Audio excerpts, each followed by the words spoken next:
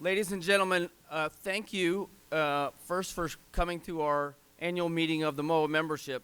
And it's now an absolute pleasure and an honor for us to have a special guest with us. Admiral Jim Stavridis is here to talk about his latest book, The Restless Wave, but I just have to say a few things about Admiral Stavridis before we turn it over to him. As you guys know, if you look through a biography or talk about anybody, there's lots of ways to describe somebody, but if you looked at Admiral Stavridis' biography and everything that he's done and you came away with anything other than incredible Renaissance man, you missed it. An unbelievable background, the number of languages that the Admiral speaks, the number of awards that he's received from foreign governments, which is incredible, which means he has been an incredible diplomat and politician, an incredible ambassador for the United States, an incredible warrior. His career in the United States Navy. I first met the Admiral at the United States Southern Command, where I was the J1 and he was the commander.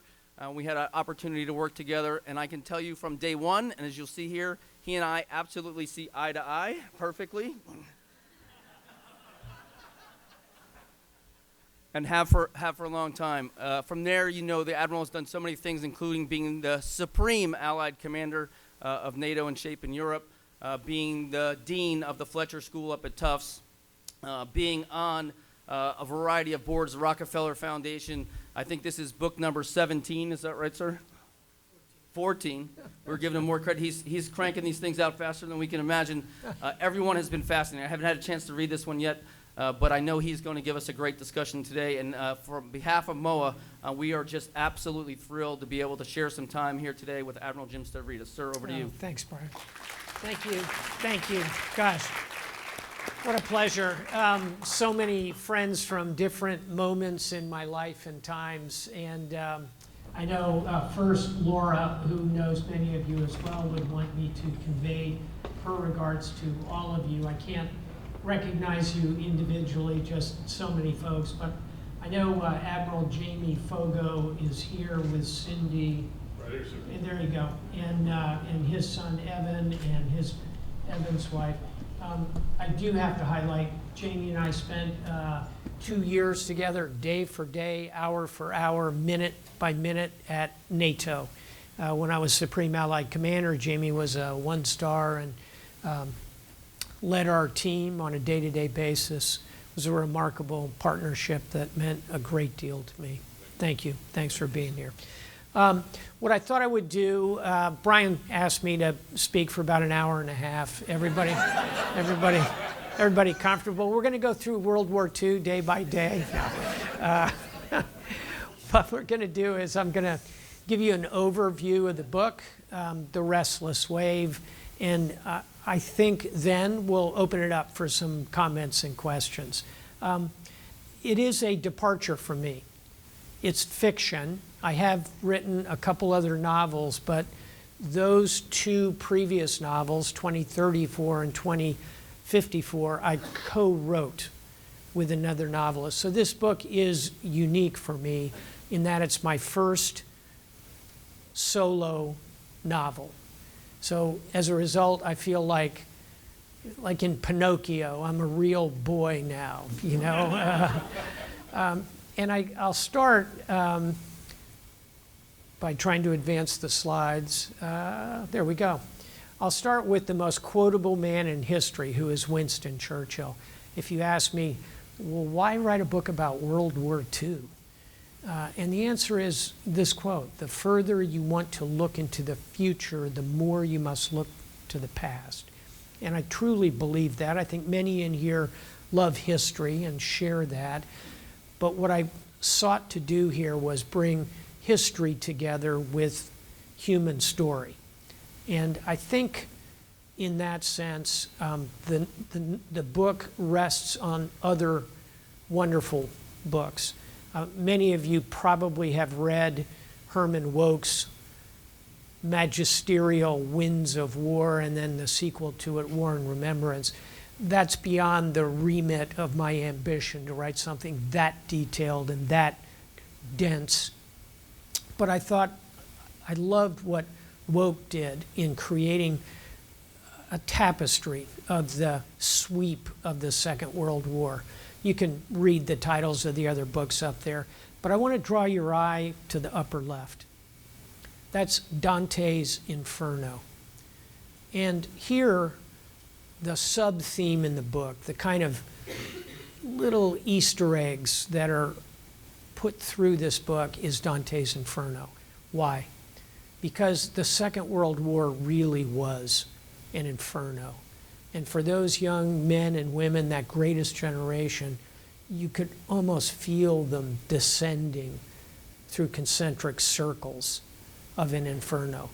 Really starting with Pearl Harbor, and then Midway, Guadalcanal, Leyte Gulf, Iwo Jima, Okinawa, nuclear attack. It's working your way through an inferno. So that subtext of war is really there. So if I had to simply convey to you, okay, what are the themes of the work? One is coming of age novel. It starts with a very young Naval Academy graduate who is very talented. You know, he's a big, good-looking boxer, brigade champion, pretty smart. He's also got flaws. He drinks hard, he gambles, he has a tendency to overstay his welcome in relationships a bit, and he is unformed. And I used him as a character because people said to me, oh, well, you know, the character isn't really that admirable. Well, maybe he'll become more admirable, but we tend to forget this about the greatest generation, right? We can all recite the virtues of the greatest generation. They were selfless, they were heroic, they were brave, they stood and delivered for the nation. Every bit of that is true. They were also incredibly young. They made mistakes. They turned the wrong way so often.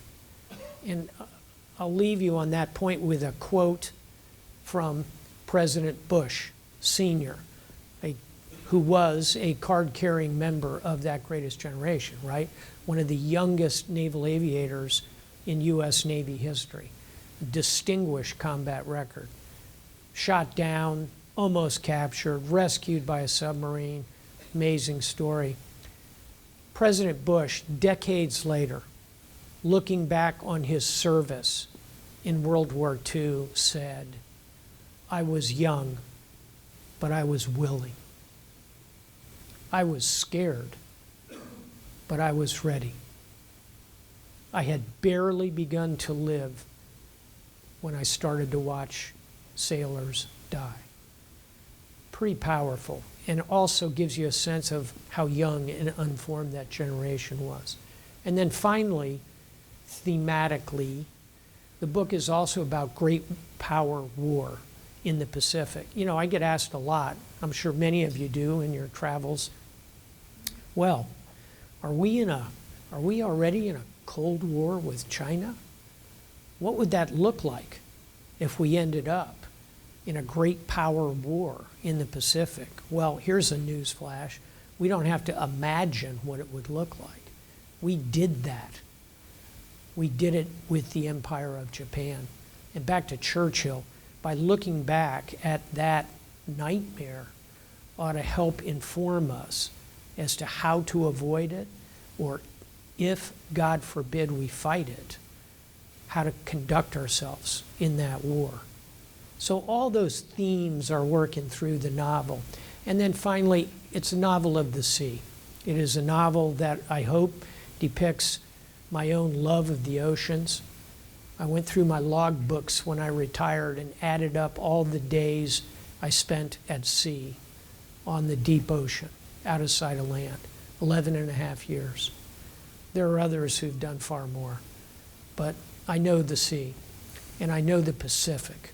This is a 1589 chart of the Pacific, and I put it there just to remind us how vast the Pacific Ocean is. As a destroyer captain, as a destroyer commodore, I once sailed from Pearl Harbor to Yokosuka, Japan, and through 2 weeks of that voyage, we never saw a ship visually around us.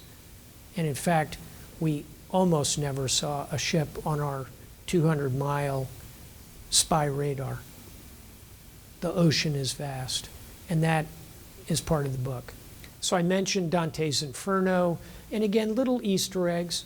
There's concentric circles of hell. There's a Beatrice. Beatrice in the Inferno is Dante's lover. She helps him through his journey. There's a Virgil.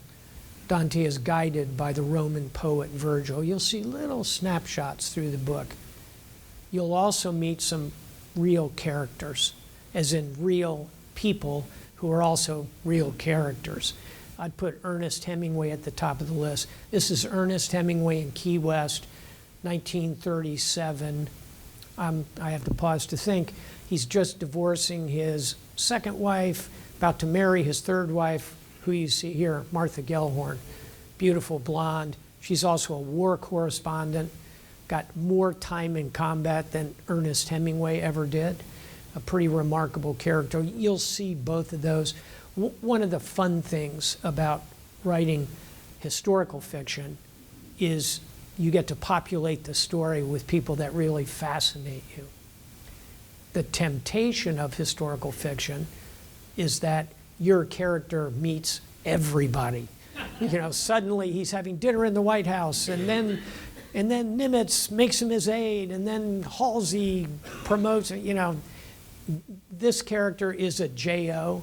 He brushes against a couple of famous people, but I think I avoided the temptation of playing Zelig with him. He meets and is illuminated by people like Ernest Hemingway.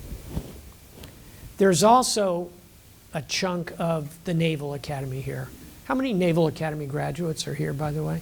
Yeah, pretty good representation.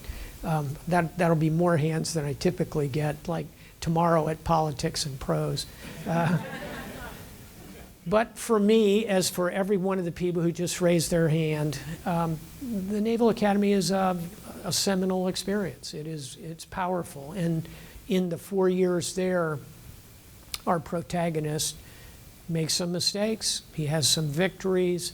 I think any midshipman will attest to that. But this is the Naval Academy of the late 1930s. And that took a lot of work to figure that out. What was it like? What were the bars like? What was a tea dance like in 1938? I think this part of it is well realized, I'll put it that way. So it's not only the people you meet along the way, it's also the places, and in this case, the Naval Academy. So the protagonist graduates in 1941. The Academy graduates here know the class of 41 graduated early, graduated in February of 41. Why? Because the Navy knew the war was coming. So they land in their first duty stations, and our protagonist, Scott Bradley James, he's in Hawaii in February. First thing he does, learn how to surf. He gets a motorcycle. He gets a girlfriend. He and his roommate from Annapolis begin to vie for her affections. It's a portrait of this pre-war old Hawaii that is very different than the Waikiki of today. You'll get a look at that as well. And then, boom, the war explodes. We see Pearl Harbor through the eyes of that greatest generation, and they're scared, and they ought to be, given what has just happened. So we'll go through this, relationships spin around, then comes the miracle at Midway, the miracle of Midway, and then we turn to what some have called the green hell of Guadalcanal. Here we see that Navy Marine Corps team, again, one Navy, one Marine, vying for one beautiful woman back in Hawaii, all this kind of woven together. And then above all, you see this great power conflict. This in a period of time in which the US Navy had more aircraft carriers than we have ships today. You also see the impact of new technologies. You know, every day you open the newspaper today and you see the battlefield of Ukraine and new technologies, artificial intelligence, cyber, unmanned of every kind, surface unmanned, precision guided, all of that, Starship Troopers kind of war. That was happening in World War II as well, except it was sonar and radar and new ways to employ aircraft carriers and code breaking, the cyber security of its day. You'll have a snapshot of some famous admirals along the way. Again, don't overdo this part of it, but I'd be malpractice novel writing if you didn't have at least a glance at Chester Nimitz, a glance at Bill Halsey, a glance of Ray Spruance. There's a pretty good portrait, by the way, of Mitcher, that old crusty upper left. He looks like a piece of rusty barbed wire. He is a 3-star carrier admiral. His chief of staff is Captain Arleigh Burke, the young-looking captain there. So some snapshots there. And then to wrap it up, 2 kind of characters that I think are at least worth mentioning, because at the end of the day, what makes a novel work are the stories, the characters. One is Bill Halsey. He hated the nickname Bull Halsey, but it kind of has stuck with him over the years. He was always Bill Halsey. But Admiral Halsey was talented, aggressive, smart, learned how to fly at the age of 52. Think about that for a minute. As in, got his wings of gold at age 52. He's still the oldest person to pin on a set of wings of gold. A lot to admire. He was also ego-driven, short-tempered, prone to impetuous decision-making, and tended on many occasions to simply ignore considered advice from his staff. So I think there's a pretty good balanced portrait of Bill Halsey, particularly in the run-up to the Battle of Leyte Gulf. And then finally, my favorite kind of real person, this guy, Dory Miller. Many of you, this is a pretty well-informed military audience, many of you will know this story, but just to reprise it, Dory Miller comes out of Central Texas. He's a big guy, 6'3", 240. Not a lot of opportunity on the plains of Texas for an African-American, decides to join the Navy, and he does. And in that segregated Navy of those days, all he could do was be a mess cook. Fine, he became a mess cook. He's a mess cook on his battleship.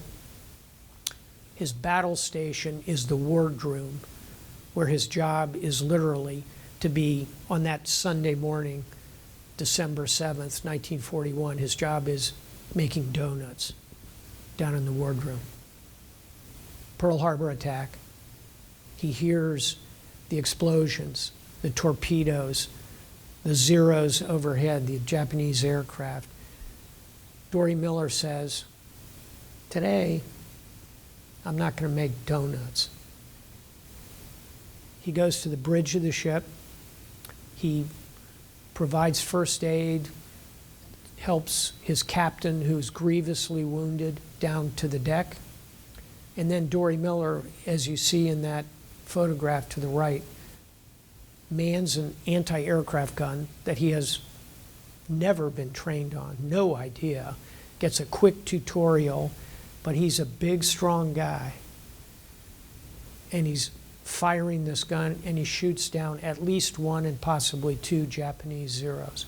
It's a remarkable story. If you have not seen the movie Pearl Harbor, that is a screenshot from Cuba Gooding Jr., who absolutely steals the movie with this scene.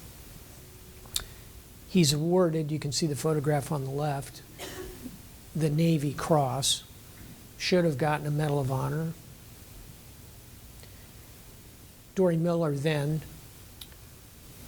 goes on to another ship. He goes to the Gambier Bay, a carrier, and tragically 2 years later, he dies at sea when that ship is sunk.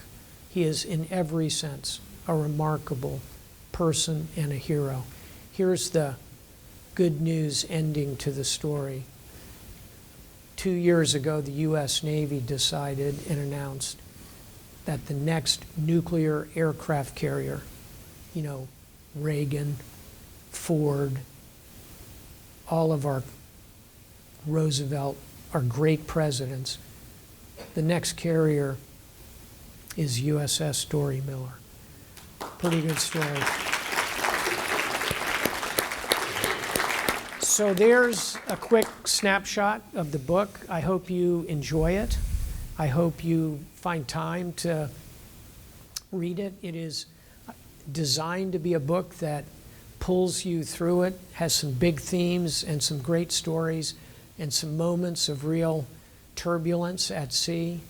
But just as in the Inferno, eventually you emerge into Paradiso. Thank you. Pleasure being with you. Thank you. Great. It's wonderful. Thank you. Sure. Thank you. Ladies and gentlemen, probably the most interesting questions will come from the audience. So why don't we jump into Sure. that? If you have a question Yeah. for the Admiral, Yeah. please. I'll just stand too, so because otherwise it's a little hard to see me down there.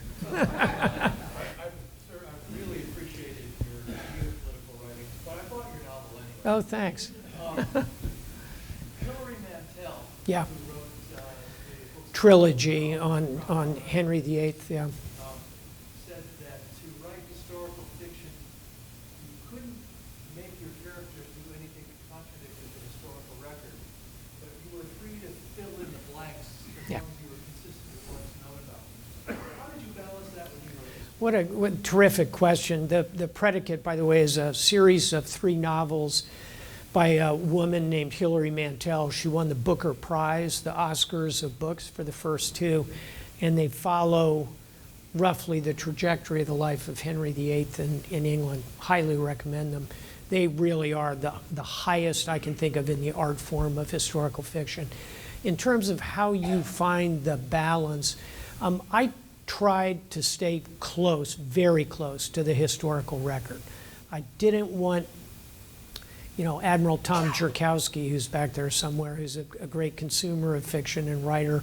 I didn't want Tom Jerkowski to call me and say, Arleigh Burke never smoked a corncob pipe, or whatever.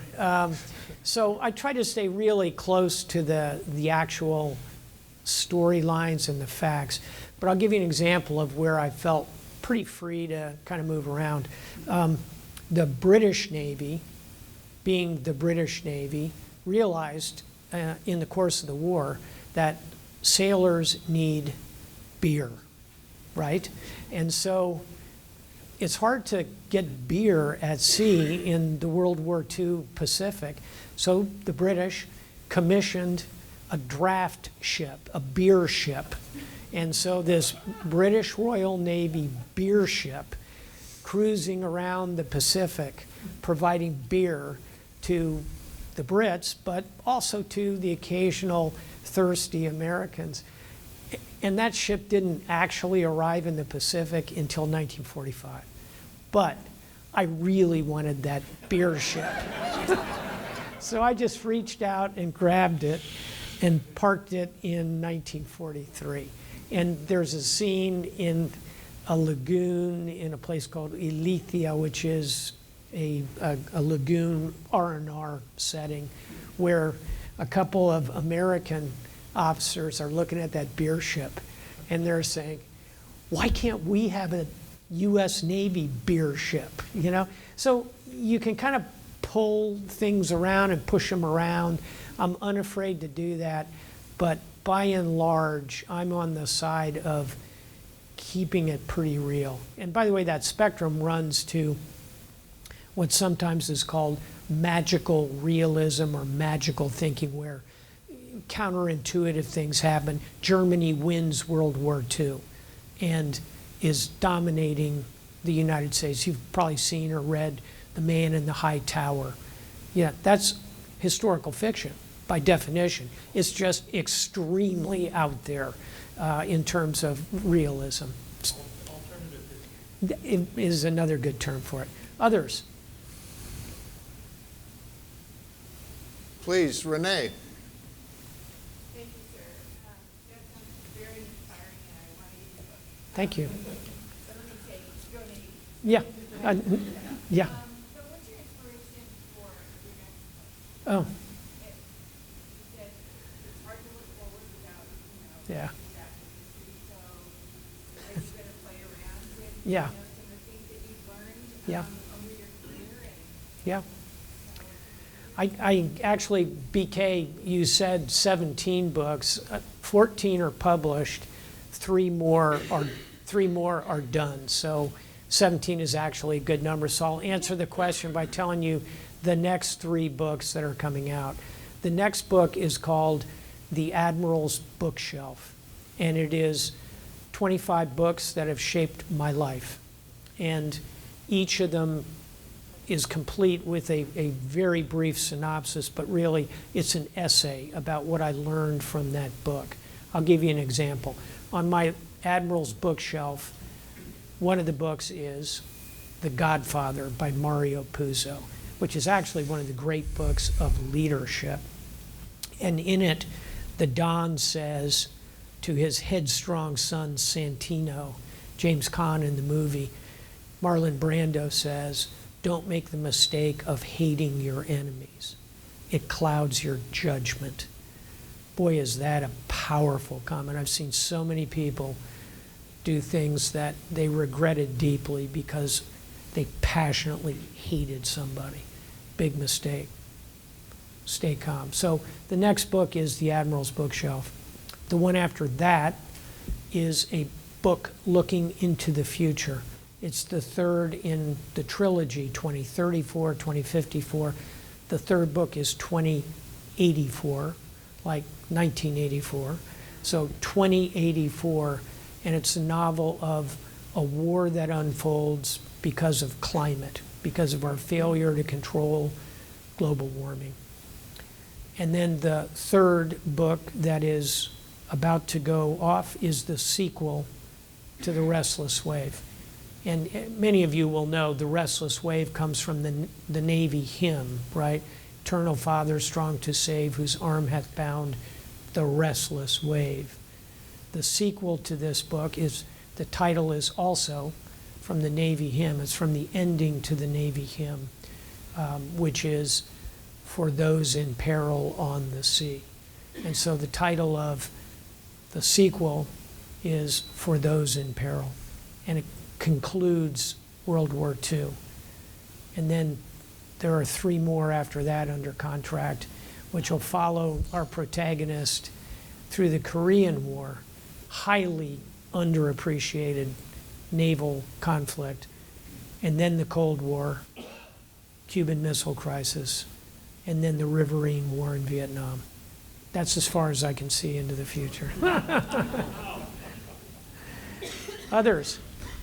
I thought, Tom Drakowski, you had your hand up, sir. Admiral. If I can take you to sort of the current day, if you don't mind. Sure, totally. So the recent bipartisan defense commission that Uh-huh. looked at our readiness, Yeah. looked at the national security strategy. Right. It's not a very encouraging report. No, It's pessimistic. correct. And we look at our ability to recover from that. Yeah, What way with our deficit. sure. We've got some problems. I'll give you the bad news and the good news. And I think this report that the Admiral's talking about came out, and it postulates a very dangerous world in a relatively unprepared U.S. defense establishment. The Restless Wave. Let's go back to 1939. You think that's a dangerous world? Hitler's on the march. The Empire of Japan is conquering, crushing other nations and civilizations. You could almost see the walls closing in. And we were oblivious, and we were unprepared. There were a few who could see it coming, including one of the characters in the book, Joe Taussig Sr. But here's the point, Tom. Yes, we're in a dangerous world today. No, we are not fully prepared for it. But here's the good news. Just like in World War II, if we are dragged into a serious conflict, we will prevail. We will. Why? Because our resources are remarkable. We have a vibrant population, a continental-sized nation. We're the largest energy exporter in the world.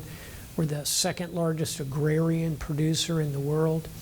Our centers of innovation, from Silicon Valley to Route 128 in Boston to Austin, Texas, to Miami, Florida, are unparalleled. Of the 20 greatest universities in the world, 15 are here in the United States of America. Our geography provides us some boundaries, east and west, benign neighbors, north and south. We have a glittering array of alliances, and our industrial base, if it had to, we could turn it. So, as I say, that's all good. What I worry about, like everybody in this room, are the divisions in our society. And, you know, here's a news flash, we have an election coming up. Our divisions are going to be on full display.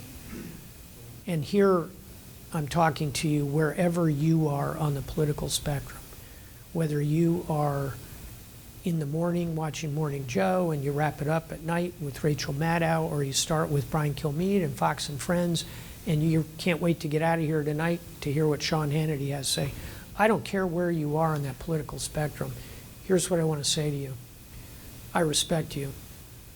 You are a fellow citizen of this historic republic.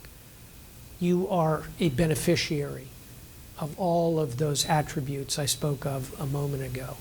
There is no problem. China, Russia, Ukraine, Middle East, Hamas, terrorism, climate, we can solve all that as long as we can be respectful of each other, argue and debate the challenges and what we disagree about, but work together. I think we will do that ultimately. History is watching. But to all our opponents, I would say, America, don't bet against us. I think we have time for one more question, and then I'll sign some books. Would you consider sharing a little bit of your how-to with your writing? Are you writing first thing in the morning? What a great last question. thing at night? Or Yeah. do you dictate? Do you type? Sure. I think every writer is different. If you haven't, we were talking about Ernest Hemingway. If you have never been to Key West to go see his house, try and carve out some time to do that. You really get a sense of a writerly protocol. He had a separate apartment. No one else could go up there. He had his most personal books there, his favorite typewriter. The only person who could go up there, not a person, the only thing that could go up there were his three-toed cats, yes. So every writer has his or her own, I think, procedure and protocol. So I'll give you mine, which probably wouldn't work for many. I write in incredibly short little bursts.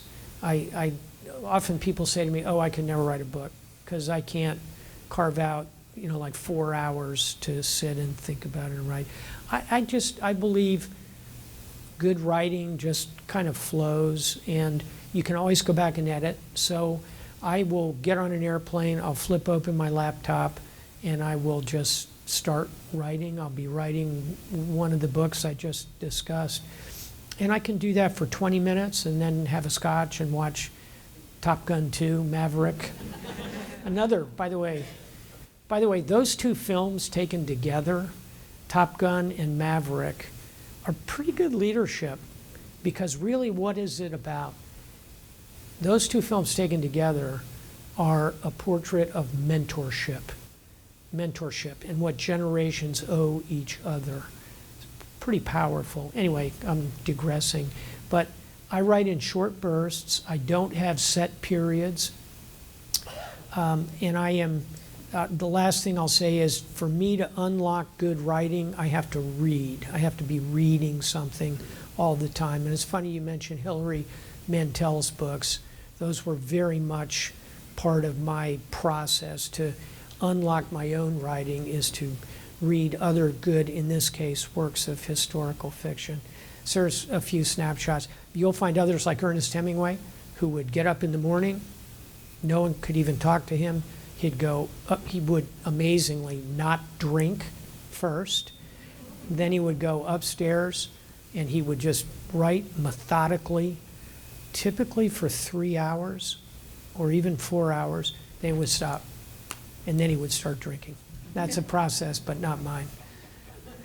I want to conclude by thanking MOAA and thanking you not just for this event, but for everything MOAA does on behalf of U.S. military and veterans and retirees. The work is powerful and significant. And to the MOAA board members, many of whom are here, thank you for serving on the board. It's hard work doing pro bono, challenging work like this. And I'm proud of every one of my board members, in the sense that I'm a life member and a deep admirer. So thank you to MOAA. Thanks to all of you for coming out on a beautiful afternoon.